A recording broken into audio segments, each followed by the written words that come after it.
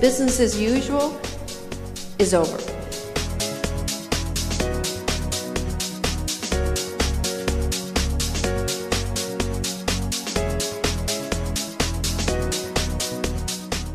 It takes courage to be successful. We got to be willing to lay ourselves out there, be brave, take risks, and do the right thing.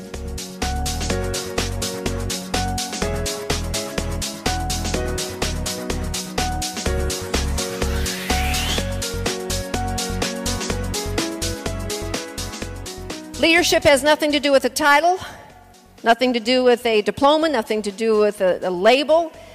Here's how we define leadership. Leadership is how you have chosen to live your life. Leadership is how you act, how you talk, the tone in your voice. And here's what's really interesting about leadership, because the moment you leave your house, you're influencing. Leadership means that you understand that you are influencing someone, a child, a coworker, a peer, someone in the grocery store. You are influencing someone every time you are in the presence of another human being.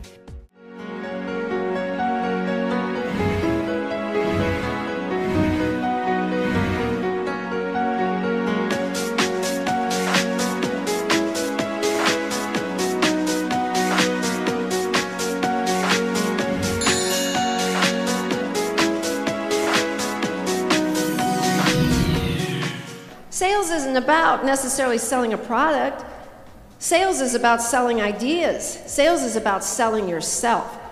I do about 5 radio interviews a week, and the number one question and call-in I get is, how do I keep my job? And I say, because you bet yourself. Nobody better be more proud, more assured that you have an absolute attachment to the bottom line of your company, that you validate what you are, that you bring value to this. If I were to walk up to any of you, CEO of your company or your business, and say, why should we keep you? You better have a 30-second answer that comes out of your mouth like that.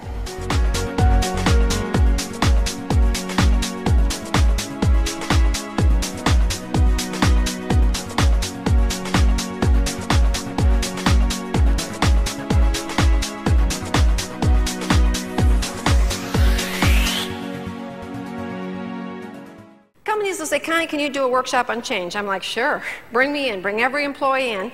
It's a 3-word workshop. Change. Deal with it. That's the end of the workshop. Let's look at our ancestors. Let's look at the genes raging through our body. Our ancestors got in boats. They left their families, their language, their culture, their religion. Now, I'd call that a little change. They weren't having workshops aboard the Mayflower. This is Captain the Mayflower. Meet on Promenade Deck 2 for how to survive change in a new world. What are we, a bunch of babies? Deal with it.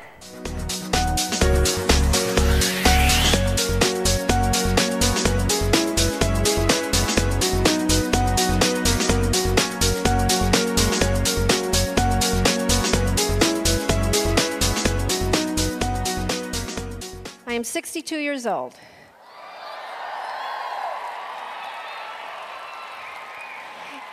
And I'm going to tell all of you in here that think you're too old to text and too old to Twitter and too old, get off it. Anyone in here that doesn't text has literally said that you will no longer stay in communication with people 30 and under. And we can't afford to do that. I'm sitting next to what I call Grumpy Harry. I'm texting my husband, telling him I'm going to be late. And he goes, is that texting stuff? Yeah, stupid. So trying to change the subject, I talked to him about his family. Pretty soon we get to grandkids, his face finally lights up. I have a grandson, he says, Chad, 14. I said, you want to text him? Oh, he's in school. He texts, Chad, here you won the playoff game. He's a soccer player. Here you won the playoff game. Congratulations, Gramps. He says he's not going to, and before he could finish his sentence, ding, ding. He said, who's that? I said, it's probably Chad. You don't have a lot of people in your address book, okay?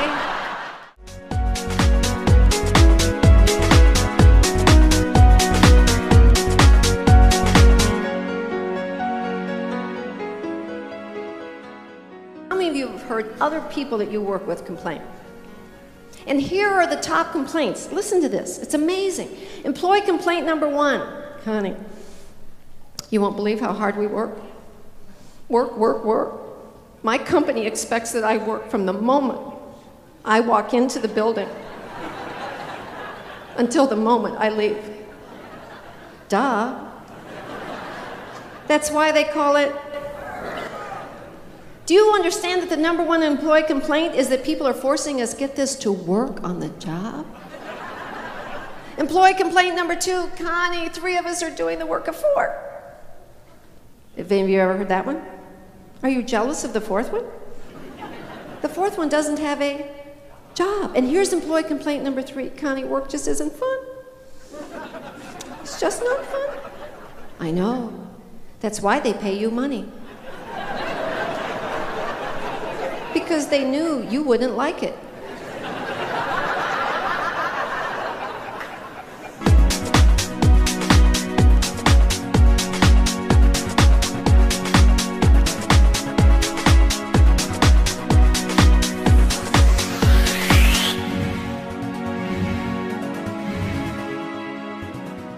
Character.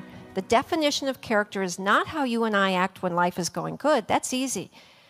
Who we are, who we really are, the essence of ourselves as a person, that is how you and I choose to behave when our life is so far from what we had planned that we can barely breathe. Character is how we choose to act when we're tired or angry, stressed, jealous, upset, in the middle of a crisis. That's when our kids watch us, that's when our employees watch us, that's when our customers watch us.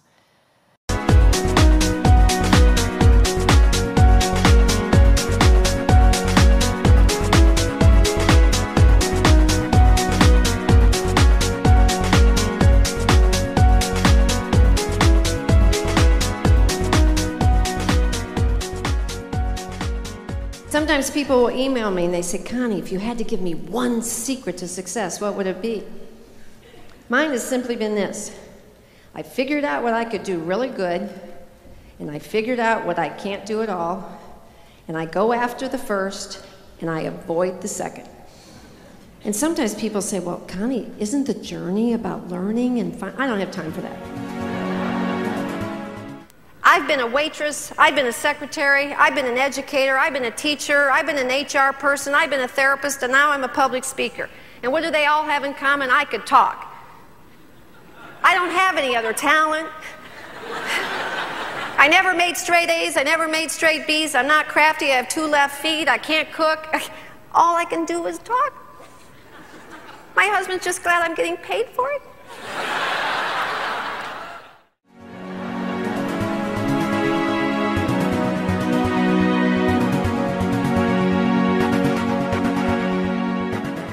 Go find a job, whether you like it or you don't, whether you love it or not, whether you have a passion for it or not, but have a passion for doing one thing, doing it right, doing it well, doing it good, and learning every single thing you can. Because the things that we do that we don't like are probably going to determine more what we finally end up doing that we love than almost anything else in the world.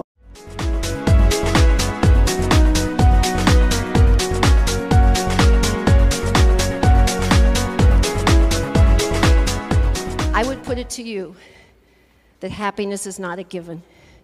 I would put it to you that happiness is a fight, it's a struggle, it's a choice every day.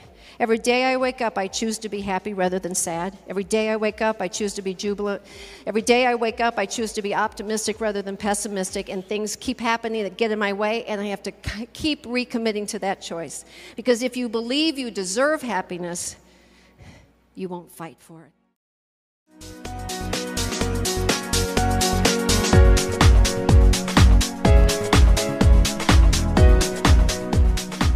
The choices you make from the moment you leave the office, the type of relationships you have, who you choose to hang out with, the quality of your life, how you take care of yourself, you know what? Those choices will probably determine more about your success in your career than almost anything you do on the job.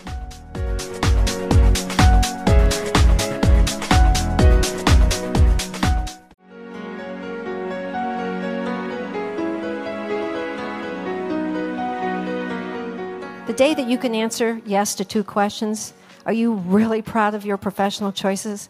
And at the end of the day, are you really proud of your personal choices? The day you can answer yes to those 2 questions, there will not be a richer person in the world than you.